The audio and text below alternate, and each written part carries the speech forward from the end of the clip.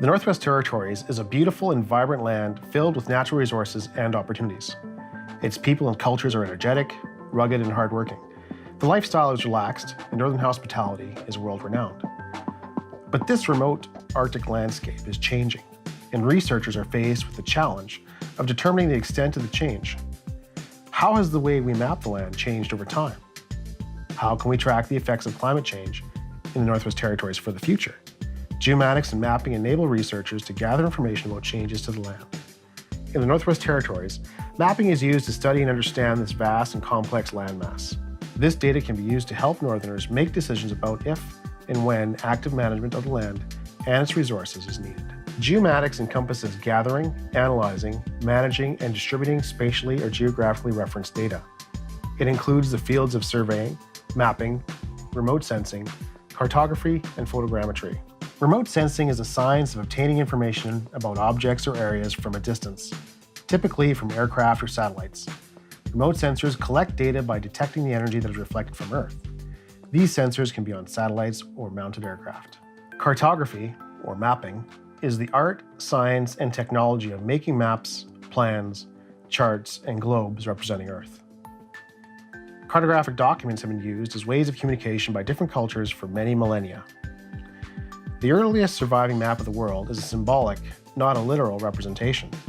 The Spanish cartographer and explorer Juan de la Cosa, who sailed with Christopher Columbus, created the first known cartographic representations showing both the Americas as well as Africa and Eurasia. As with most inventions, the introduction of new technology changed the way maps were made and used. The first maps were manually constructed with brushes and parchment. The advent of the compass, printing press, telescope, sextant, quadrant, and vernier allowed for the creation of far more accurate maps and the ability to make accurate reproductions. In the mid to late 20th century, computer hardware devices such as computer screens, plotters, scanners, along with visualization software, greatly expanded the making of maps. In the 1960s, Ottawa-based geographer Dr. Roger Tomlinson pioneered the world's first geographic information system, also known as GIS. This method of computerized map making combined data that can be linked to specific locations. With this invention, Dr. Tomlinson revolutionized the storage and analysis of spatial information. Although Dr. Tomlinson developed his GIS insights before the advent of satellite mapping and global positioning systems, or GPS, his work paved the way for the waves of cartographic innovations that followed, including Google Maps. Today, aerial photography and satellite imagery provide a highly accurate method of mapping physical features over large areas, such as coastlines, roads, buildings, and mountains. Aerial photography had been done in the Northwest Territories about 1937, and some of the mapping was based on that aerial photography. But because of the inaccuracy of the cadastral data, we found that spots on the Earth's surface quite often could be 200-300 meters out because the accuracy was not there in the early days, in the 50s and the 60s, when a lot of those maps were actually being produced. So with satellite imagery, we were able to correct some of that data with better cadastral information. We would then correct the satellite imagery and then look at the standard topographic maps and be able to correct some of that information as well. In fact, most of the standard topographic map sheets that we have today are, in some areas, still out 50 to 100 meters. A lot of people still use them because that's all there is, but because of the availability of satellite imagery, which can be corrected to a higher standard than the topographic maps, people are starting to use those. But let's take an important step backwards first. For the Aboriginal people of the Northwest Territories, the Dene, Inuvialuit, Cree, and later the Métis, knowledge of the landscape was learned through extensive travel. Trails have been in use for thousands of years, and elders are well aware of them. You know, they grew up using them through their entire lives. So as small children, they would travel with their parents and grandparents, and As they lived their daily lives, they would travel these traditional trails and learn the traditional place names that named the trails, and then like beads on a string, the various places along the trails that are named as well. And then at each place, there are further names that describe the, the bays of a lake or the, the knobs of a hill or things like that, bends of a river, etc. And with all of those, places, there are also stories associated. And young people are educated and socialized in Dene life by traveling. So through the medium of travel, that they learn all of that oral tradition. And then because these stories are tied to the land helps them remember all of that oral tradition. And it's within the oral tradition that all the rules for living a daily safe life and learning your identity as a Dene person, all of that is embedded in those stories. So culture is basically mapped onto the landscape, and it's through the medium of travel that people learn that and then preserve it as well. So as an adult, they then turn around and teach that to their own children through the same way. In this way, children were socialized and educated through the means of travel, building a mental map of their homeland through their life of travel over the landscape. In the late 18th century, 2 transcontinental journeys redefined the popular conception of the North American interior. These were the explorations of Samuel Hearne and Alexander Mackenzie. In so doing, they became the first Europeans to see the Arctic Ocean from the shores of North America. By traveling northward along an overland route in the Northwest Territories, the work of these explorers put an end to searching for a Northwest Passage to the Pacific. The hope was that such a shortcut could reduce the length of the voyage required to reach the Pacific coast of North America from Europe. Their journeys redefined Europe's knowledge of the Northwest interior. Francois Beaulieu, a northern Métis, helped guide Mackenzie to the mouth of the river today known by the same name, while Matonabbee, a Dene-Silene man, assisted Hearne on his journey north to the Arctic coast. A consideration of the explorers of the Western Arctic wouldn't be complete without mention of the expeditions of Sir John Franklin. Franklin's name is synonymous with Arctic exploration and the Northwest Passage.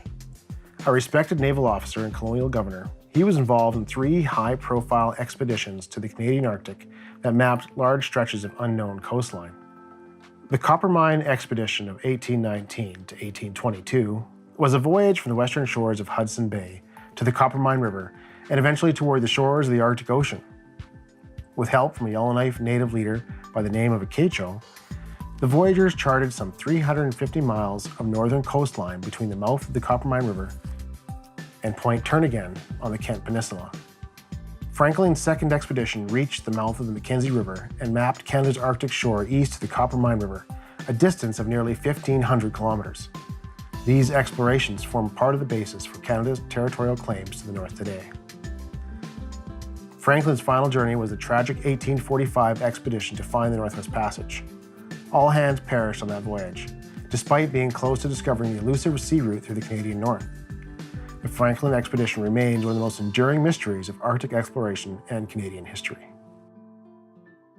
Yeah, well, the Dene Mapping Project began in 1972. It was enabled the then Indian Brotherhood of the Northwest Territories, now Dene Nation, be able to demonstrate to the federal government that they in fact owned the land that was land. They had traditional land use and occupancy here in the Northwest Territories. They spent approximately 10 years interviewing 600 hunters and trappers in the Northwest Territories, having them represent their traditional trails on large fold-out mosaic maps. Beginning in 1980, we brought those maps to the University of Alberta and built from the ground up Canada's 3rd GIS system. It was a very large, regular-looking digitizing table, except there was no monitor attached to it. So you would digitize, and then you would plot a piece of paper to make sure that you'd captured what you want, and you compared on a light table with the original map underneath to make sure that you'd captured everything. Using this digitizing table, a team worked at night, and they would digitize a map, and then they would fold the map back up and plot out all the paper, and then they would send it to my office in the next morning, and we had another team there that would then verify all of those plots, make any corrections that were necessary, and then send them back for another, go around that night. So we had teams working 24 hours at the University of Alberta to do this. It took us 2.5 years to capture all of the data. And all of it had to be punched on 80 on Fortran cards, 80-column Fortran cards. And that took months and months to do that. And there were, I forget, I think there were 25 or 26 boxes. I mean, they stood, high, and these big boxes. Then you had to, one by one, feed these into this, this mainframe computer with the seven-track mag tape and whatever, and let it do its work. And in those days, we were completely blown away by the scale of this project. It was unbelievable. Amounts of data that were unheard of in the world. It was 4 megabytes of data, which there's more of that, more computing power in your iPhone today or your smartphone today than what we were dealing with then. But it was totally groundbreaking then in the 1980s. Today, children grow up in communities and they live in communities almost full time, and going out on the land is a much rarer component of their lives. So having this very important record of traditional land use, not only where the trails are, but all of the traditional uses of those trails have been recorded in the project as well. I think it'll be a critical part of the education of young Dene in the future, to be able to go back and refer to this, to actually look at their grandparents or their great-grandparents' trails and learn, from them how the land was used, and to get a better appreciation for that. Many of the communities, the Gwich'in, the Satu, and other groups, are the people from Hlutselk'e, are all taking their aspects, their components of the Dene mapping project, and using it in their own communities in different ways now, as educational tools, as ways of comparing land use today to land use, a generation ago, looking at knowledge that can be extracted from it. So what does the Dene mapping project and the information that the elders conveyed in the 1970s say about the distribution of game and caribou and all these things that are very hot topics today? Well, the Dene mapping project in many ways can address all of those topics. And some of the communities are using it to support their engagement with government and other organizations today. Traditional knowledge in the communities is very much land-based, and Northerners in general tend to be very land-based. And we found that now and in the past, that being able to take maps into communities provides a common language for everyone to look at what's going on the land and discuss it. And it crosses language barriers and cultural barriers, and really helps people communicate their ideas of what's happening on the land, and for the government to communicate their decision-making and their plans as well. And I remember one group of elders that came in. We had to have an interpreter because they did not all speak English very well. And they looked at the image and were a little confused until I explained to them what the colors meant and what the area was. And within 10 minutes, they were able to identify and relate to that image and say, this is one of the better fishing spots that I know about. This is where I shot a moose last year. This is good moose hunting area. This is a good area for trapping. And so it did not take very long to identify and associate things in their lives and to the satellite image. In 1987, an agreement was signed between the Government of Canada and the Government of the Northwest Territories through the Canada Centre for Remote Sensing and the Department of Renewable Resources, which would enable a technology enhancement program to start in the fall of '87, which is the time that I arrived in Yellowknife, to start the training on the use of satellite data, image analysis, and how to use that data in a variety of resource sectors. And those resource sectors were mining, mineral exploration, forestry, forest fire mapping, archaeology, wildlife, habitat mapping, and so on. So the training started with various research scientists that were working in these fields, and we had 10 what were called demonstration projects over the next 3 years. The program finished at the end of '89, and at that time, the Government of Northwest Territories decided that there was value in the program, and they decided to continue this and develop it further through the NWT Centre for Remote Sensing. In 1996, 3 departments were amalgamated and became Resources, Wildlife and Economic Development. And we were asked to take over the responsibility of providing information technology services to this new larger department. And that meant providing computer services, local area network services, as well as the creation of databases, which meant an increase in staff, as well as responsibility. The remote sensing side of the Remote Sensing Centre stayed the same, although things have been increasing. The demand has been increasing over the last number of years, and we were also able to hire additional staff for that side of the centre as well. Satellite imagery has the potential to have a big impact on Northerners. There are several new satellites coming online that are going to provide good quality data at regular intervals across the Northwest Territories. The Northwest Territories is vast and remote. We have 1.3 million square kilometers, and never before have we been able to map and monitor what's going on in such a large area. Satellite images have repeatedly been acquired for the last 4 decades, which allows us a unique opportunity to go back in time and determine what is out there on the landscape and how it is changing. We did a complete mapping of the forest fires going back to the mid-60s using satellite data.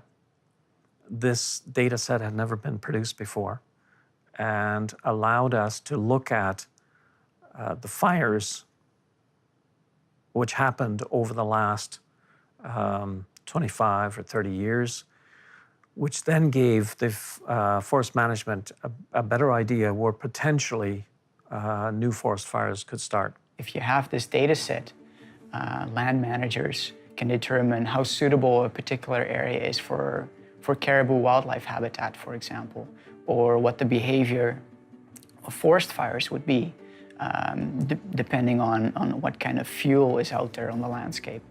As well as when you know the tree species, the height, as well as the density of the forest, you can get an estimate of how much wood volume is out there for forest management and the licensing of forest harvesting. These unique data sets allow us to identify where significant changes have occurred, when they have occurred, and what the main driver of the change was or still is. Looking at how the data might inform impacts to landscape from climate change. Right now, certain parts of the Northwest Territories, for example, are undergoing tremendous warming. You know, the Western Arctic is warming at twice the rate of the rest of the globe right now.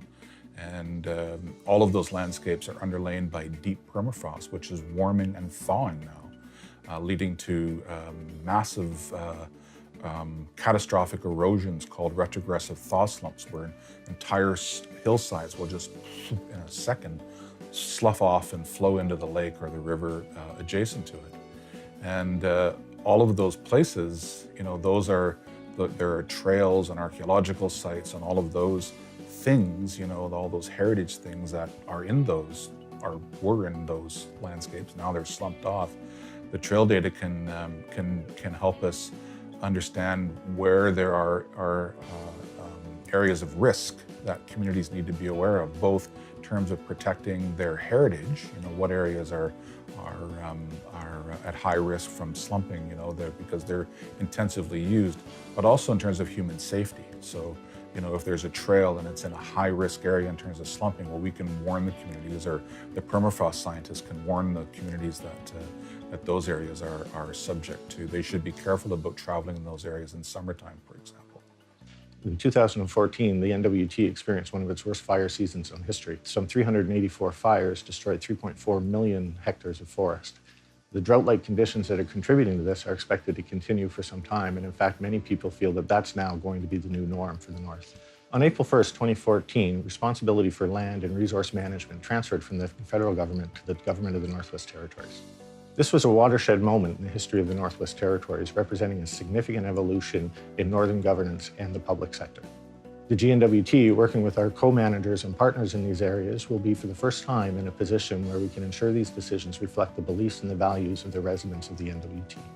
It placed greater control and responsibility in the hands of Northerners around key decisions affecting their economic prosperity and their well-being for years to come. This greater awareness of GPS and GIS technology and society's awareness of how we can use this information and mapping this information to tell a compelling story in a simple and easy to interpret way is really changing the way we understand the nature of the information we want to share with other people and how we want to connect with and collaborate with our partners, our stakeholders, and other interested parties. Fortunately, the industry and our organizations are also changing and adapting to these increased demands. We're starting to see increased desires for collaboration and cooperation among stakeholders and partner organizations, not just in the North, but across the country. We're also starting to see an increased desire from information holders, such as the space agencies, to make sure that the information assets that they have are available for public use and to support these very challenging problems that governments are facing. The opportunities presented in the evolution of GIS and geomatics over the last several centuries, and of course certainly over the last 10 or 15 years, is really, really exciting. The opportunities for us to engage and connect with our residents and the people that really have an on-the-ground care and concern about what's happening around them is extremely compelling, and it's a wonderful opportunity for public sector, NGOs, private sector organizations to come together around a common technology in support of a broader opportunity. And it really is an exciting time to be part of this evolution. Satellite data coming from drones or aerial photographs can be used extensively nowadays within a geographic information system that can be used by Aboriginal groups, individuals, government departments, whether they be GNWT or federal departments working in the Northwest Territories.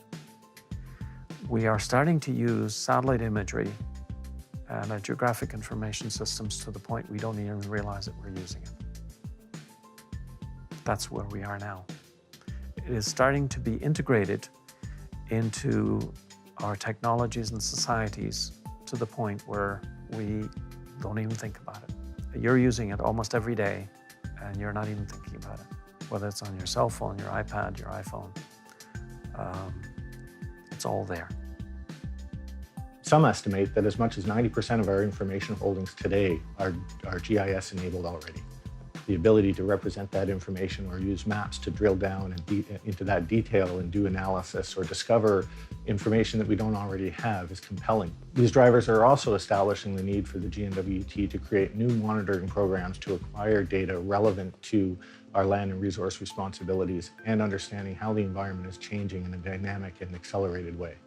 The requirement for ongoing monitoring programs that we can use to assess changes in the landscape or in the habitat or in wildlife issues or even in water are critical to us being able to make informed, intelligent decisions that we know are going to affect the residents of the NWT for generations to come. Many Northerners today are actively involved in using geospatial technologies to understand the way our remote territory is changing. Geospatial technology continues to advance at a rapid pace, providing users the tools and data needed to make educated decisions about the management of the land and its resources. With this knowledge, decision makers can protect the land and its Indigenous inhabitants, and, at the same time, ensure the coexistence of both for generations to come.